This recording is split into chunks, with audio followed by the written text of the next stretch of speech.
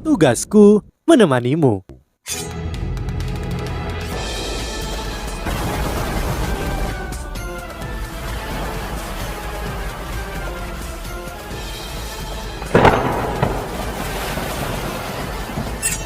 Hai sahabat Pasuk, kembali lagi bersama alur cerita versi novel Solen 2 Sekte Tang yang tak tertandingi. Jangan lupa like, subscribe, dan nyalakan tanda lonceng. Mari kita lanjutkan. Nafas Long Soyo menjadi sedikit berat, namun ada ekspresi lega di wajahnya. Ini adalah pertama kalinya dia menceritakan kisahnya setelah bertahun-tahun. Meskipun dia tidak menyelesaikan ceritanya, siapapun dapat menebak bahwa apa yang terjadi selanjutnya adalah sebuah tragedi. Huo Yuhao juga memiliki perasaan campur aduk. Dia tidak tahu apakah dia harus mengasihani naga suci kegelapan atau merasa sedih untuk gurunya. Mungkin tragedi ini adalah pengaturan takdir. Long Shoyo berdiri dan berkata, "Aku harus pergi. Hargai orang di depanmu, anak muda. Ingat, cari aku. Ketika kultivasimu mencapai peringkat 98, aku akan pergi dan menjemput siswi sekarang." Setelah selesai berbicara, dia mengambil langkah besar. Huo Yuhao dan Tang Wutong tetap di tempat mereka tanpa bergerak. Situasi sepertinya menjadi lebih kompleks. Setelah mendengar cerita Long Shoyo dan Ye Sisui, mereka masih tidak dapat mengubah sikap mereka. Meskipun mereka mengasihani dia atas apa yang telah terjadi, bagaimanapun Sisui adalah dalang sebenarnya dari Gereja Roh Kudus. Di bawah kepemimpinannya, Gereja Roh Kudus telah menghabisi banyak orang, bahkan Long Shoyo dicurigai membantunya. Itu adalah fakta yang tidak bisa dihapus. Mereka tidak akan menjadi kurang bermusuhan, tetapi mereka lebih pengertian. Huo Yuhao memegang tangan Tang Wutong dan tertawa getir. "Selama ini aku merasa bahwa kita sangat menderita. Namun, ini tidak seberapa dibandingkan dengan apa yang telah dilalui oleh guru Pratua Long dan Ye Sisui. Kita cukup beruntung. Setidaknya kita bersama. Aku benar-benar puas sekarang. Aku benar-benar ingin pergi denganmu dan menemukan tempat yang tenang di mana kita dapat hidup bersama. Bagaimana menurutmu?" Tang Wutong berdiri dan berjalan ke sisi Huo Yuhao. Dia duduk di pangkuannya dan memeluk lehernya. Dia benar-benar menempatkan wajahnya di pelukannya. Huo Yuhao merasakan sesuatu yang basah. Tubuh Tang Wutong sedikit gemetar.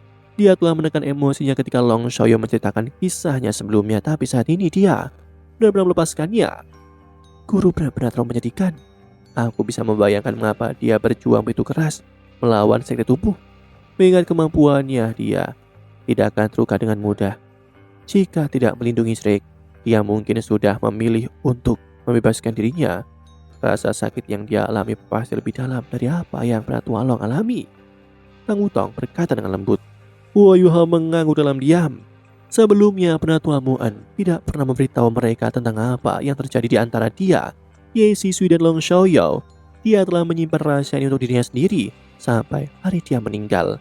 Dalam pikiran Huo Yuhao, sosok Penatua Muan muncul kembali. Dia mengingat wajah manulanya dan mata Huo Yuhao mulai memerah. Guru. Di Kekaisaran Ryu, istana kekaisaran, Ye Sisui duduk dan memegang cangkir teh di tangannya. Dia diam-diam mencicipi teh. Dan hanya anggota keluarga kekaisaran diberikan hak istimewa untuk menikmati teh seperti itu. Ye Sisui sangat tenang sekarang. Su Tianran sedang duduk di kursi utama. Di sebelahnya ada Jusi. Penatua Ye, masalah ini mungkin benar-benar kesalahpahaman. Aku masih berharap bahwa Anda bisa murah hati. Aku bersedia menebus kesalahan gereja.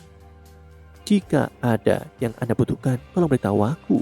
Su Tianran terlihat sangat sopan dan berbicara dengan senyum di wajahnya. Jusi tidak mengatakan sepatah kata pun, dia bahkan tidak bereaksi sama sekali. Ye Sisui meletakkan cangkirnya, dia menoleh ke Jusi dan berkata, "Yang mulia, bagaimana jika aku menginginkan seseorang? Bagaimana jika aku hanya menginginkan satu orang?" Ekspresi Su Tianran menegang. Meskipun dia tahu siapa yang diinginkan Ye Sisui, dia masih bertanya, "Siapa yang kamu inginkan?" Ye Sisui tertawa dingin. "Aku ingin yang mulia mengikutiku ke Gereja Roh Kudus. Apakah itu mungkin?" Jusi duduk di sana dengan tenang dan tampaknya benar-benar siap untuk mematuhi instruksi yang diberikan Su Tianran untuknya. Tidak ada ekspresi di wajahnya. Ekspresi Su Tianran sedikit berubah dan dia menjawab, "Penatua Ye, aku khawatir itu tidak bisa terjadi. Istana dalamku terlalu kosong. Aku hanya punya ratu. Kita sangat dekat satu sama lain. Kejadian ini sedikit aneh. Kenapa kita tidak berbicara? Setelah menyelidiki dengan cermat, Yesus melambai kepadanya dan berkata, tidak perlu. Jika kamu ingin mengutuk seseorang, kamu selalu dapat menemukan alasan. Aku tidak mengharapkanmu untuk menyelidiki apapun. Selanjutnya, dari tindakanmu, aku tahu apa pilihanmu. Tidak ada lagi yang bisa dikatakan. Aku bisa mengerti apa yang dipikirkan Yang Mulia. Aku hanya bercanda sebelumnya. Karena Anda telah memutuskan untuk menyerah, aku hanya punya satu keinginan, yaitu agar Anda melepaskan gereja Roh Kudus. Aku bersedia meninggalkan kekaisaran bersama gerejaku. Kami hanya menginginkan kedamaian. Sutiara tertegun saat melihat Yesuswi. Apakah dia masih dewa kematian dulu yang dia kenal? Ini bukan sesuatu yang dia tahu bisa dikatakan. Apa yang sedang terjadi? Mengapa dia bertingkah seperti ini? Yesuswi mengangkat cangkir tehnya dan menyesapnya. Sekali lagi dia menghela nafas. Aku lelah. Aku tidak memiliki keinginan lain dalam hidupku lagi.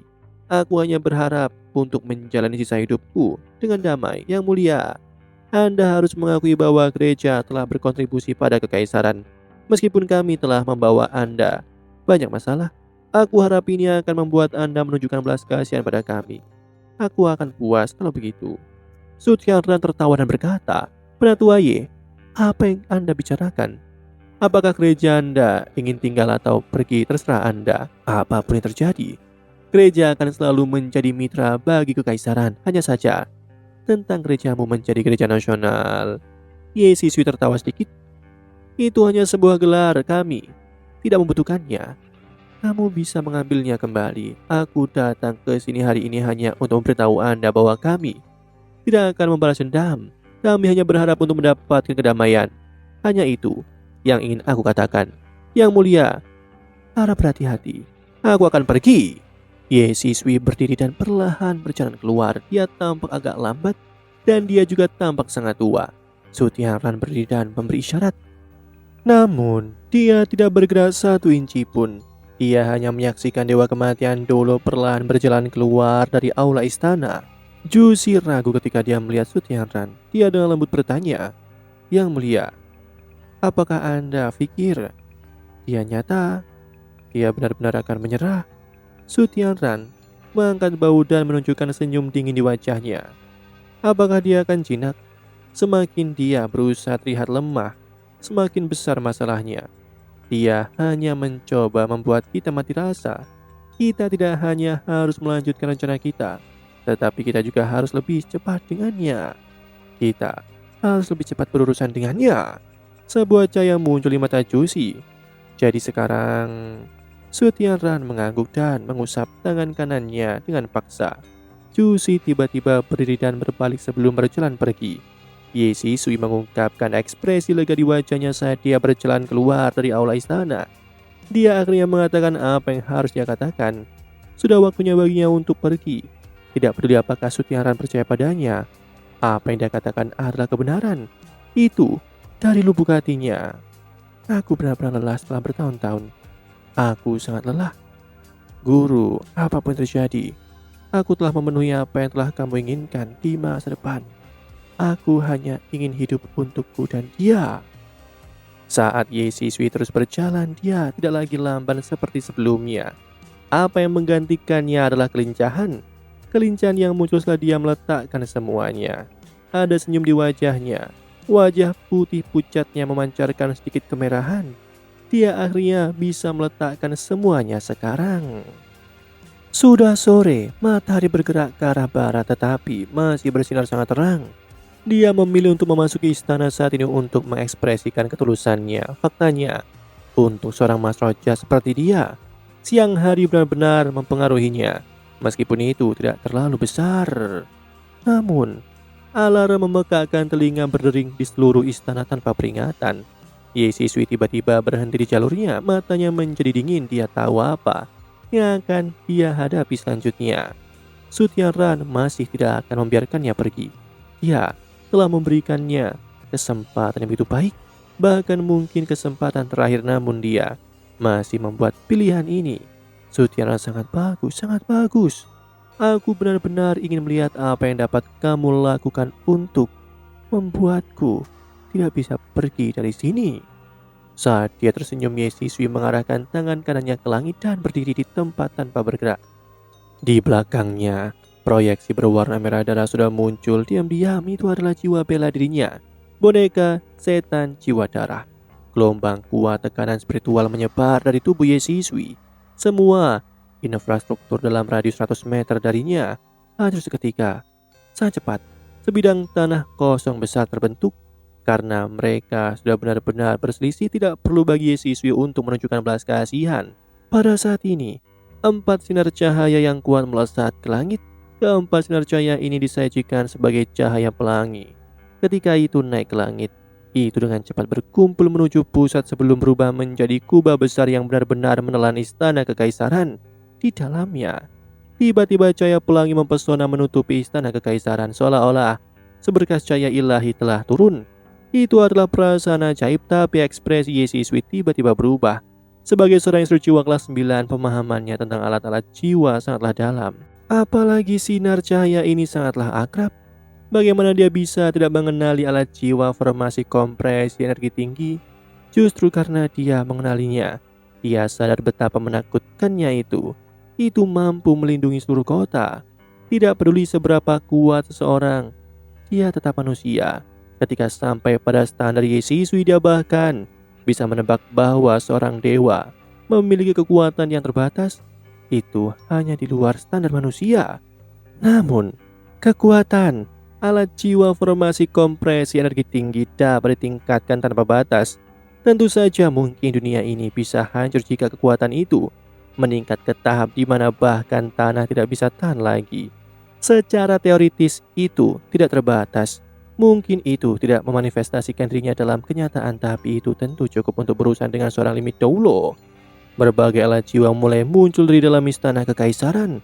Ada alat jiwa berbentuk manusia pekat hitam dan tekanan yang menakutkan turun. Gelombang jiwa yang sangat besar mulai menyebar. Legion jiwa kekaisaran Ryu.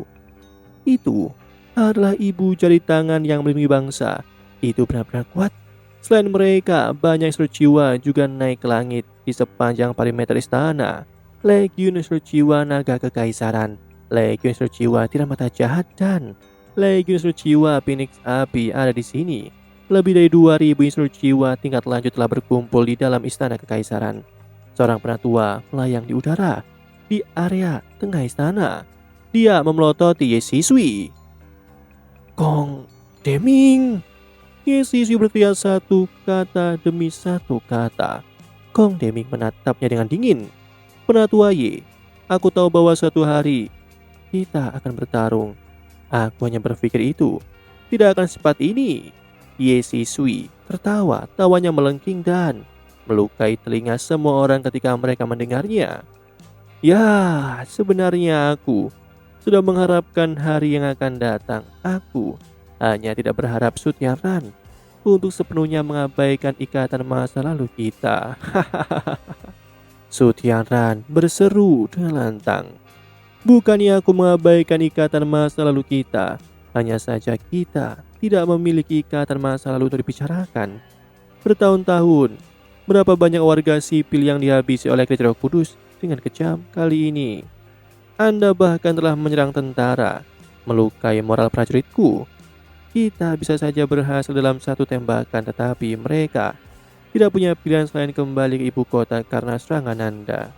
Penatua Ye, apakah Anda tahu berapa banyak kerugian yang telah dibawa oleh Gereja Roh Kudus ke kekaisaran?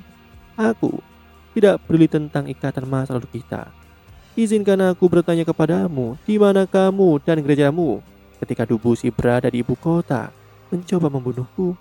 Aku yakin Anda berharap aku sudah mati saat itu. Kekaisaran yang kacau lebih menguntungkan bagimu, bukankah begitu? Demikianlah kisah untuk kali ini. Sahabat Pasuk, jangan sedih, jangan bimbang, apalagi galau, karena aku kan selalu menemanimu.